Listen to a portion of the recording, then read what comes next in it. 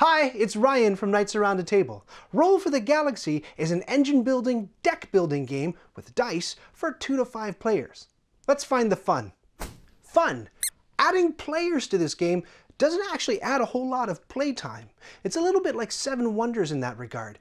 It's kind of fun when you can say, yeah, come on in, we can take one more, and you're not going to extend your playtime by any appreciable amount.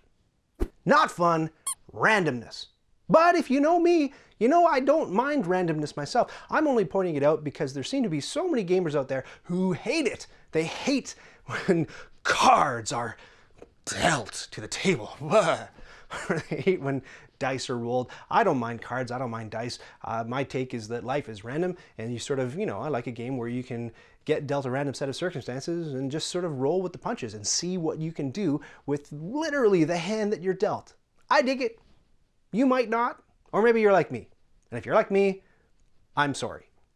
Fun, the tactility of it. So of course, it's called Roll for the Galaxy, and it's based around dice, and there are a lot of dice. And you get a little plastic cup, and you get to put the dice in the cup and shake it up and make a whole lot of noise. It reminds me of Boggle in that regard. And when everybody's rolling, there's a horrible ruckus raised from the table. That's kind of fun. Not fun. The game is tricky to teach and learn. Much like its predecessor, Race for the Galaxy, there are a bunch of different symbols that you need to learn, and then some maybe unintuitive rules that you have to learn about dice placement on your little phase strip. So if I have a blue die, I have to put it on the blue world. Oh, no, you can put the blue die on any colored world. So I have to use a blue die then to ship it? No, but if you do, you get an extra point.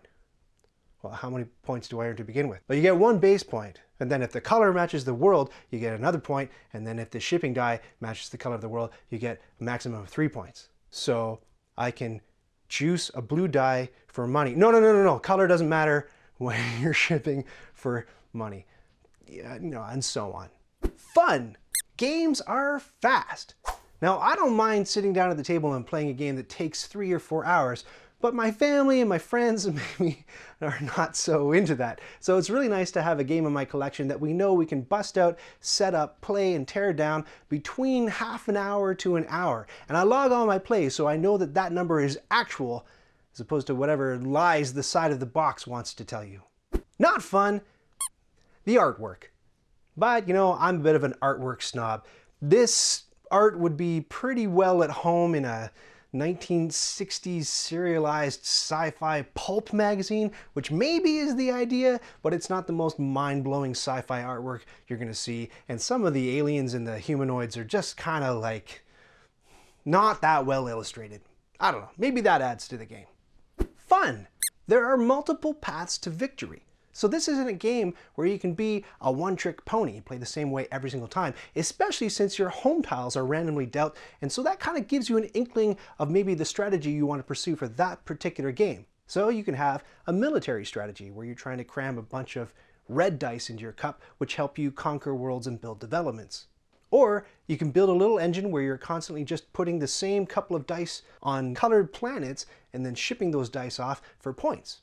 Or you can have a strategy where you're very strong with building worlds, and so you're building a bunch of high point worlds so that at the end of the game, you've got a big pile of points amassed. And like a bunch of other games, this is one where you can actually rush the end of the game. So if you've got a slight points lead, or you want to prevent one of the other players from running their engine and getting too many more points, you can force the end of the game by building that 12th tile. So there's a lot of different things going on. If you want to be a really excellent, proficient player at Roll for the Galaxy, you're going to have to practice a number of different strategies.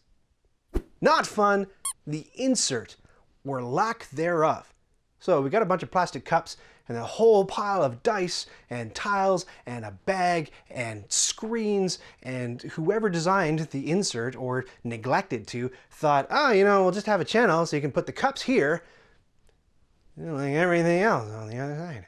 I've called out Rio Grande Games a number of times for their crummy inserts that I call the well, which is usually just 2 shelves of cardboard and a big vast pit where you can chuck everything.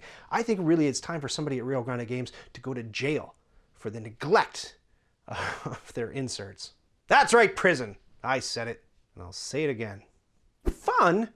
or not fun, kind of depending on your preference. This is a multiplayer solitaire game, which means that there's not a whole lot of player interaction between you and your opponents.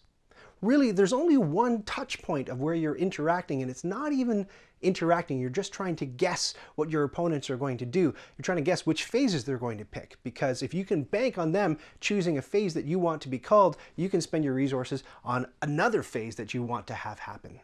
You can't go into your opponent's tableau and destroy their buildings. You can't steal their dice. There's not a winnowing pool of worker resource places that you're competing to get. So there's none of that stuff. So some players might really like that aspect, that multiplayer solitaire aspect, and other players might like a little bit more in-your-face competition, a little bit more player interaction. It really depends on where you're coming from and what you prefer.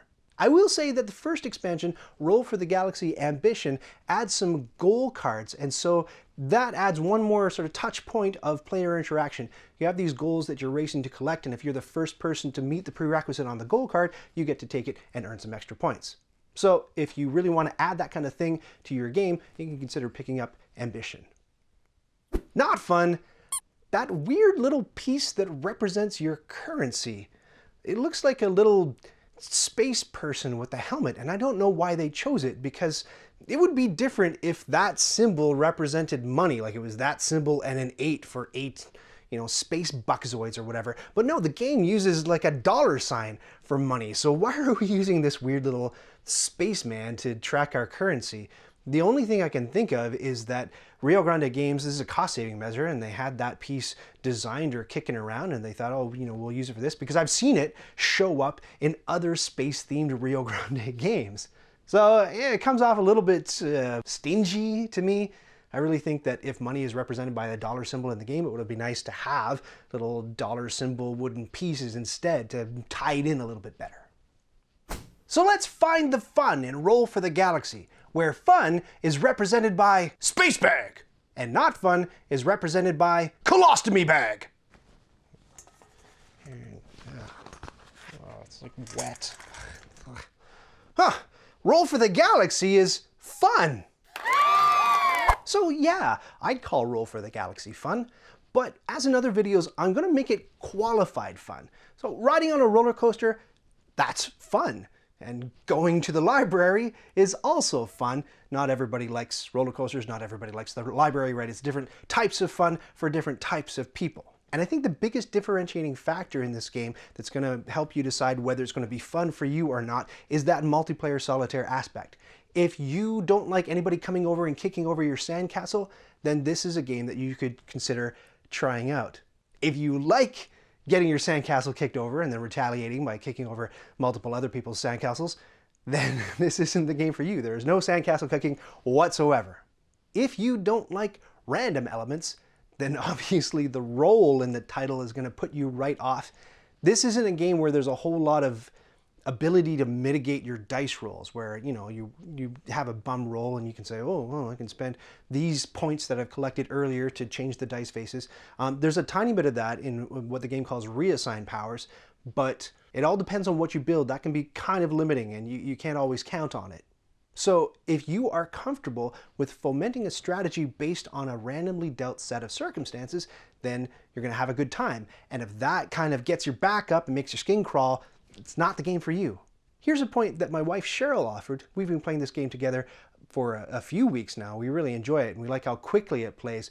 And she said one of the reasons she thinks it plays so quickly is because, in contrast with Race for the Galaxy, if you're familiar with that game, you have a mint full of cards, and the cards can be used as your currency. So you have to make this gut-wrenching decision: which cards do I want as money cards in order to build the cards that I want to have out in my tableau? Of course, when you look at your hand, they're great. I want to build every single last one of them.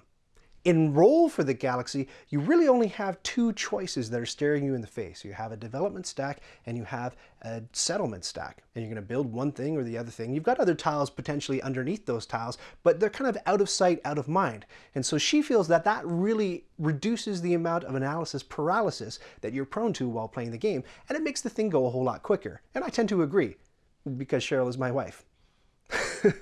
So that's the take. If you're cool with randomness and you're okay with a multiplayer solitaire game with not a lot of interaction, then try Roll for the Galaxy. Give it a shot. Otherwise, don't. I mean, I can't tell you what to do. Thank you for hearing my opinion. If you want to share your opinion, I've got a comment section below, or you can tell me live in real time on the Discord server. As always, toss me some bucks on Patreon so I can maintain my lavish lifestyle of eating frozen taquitos. Thanks for watching. See you again.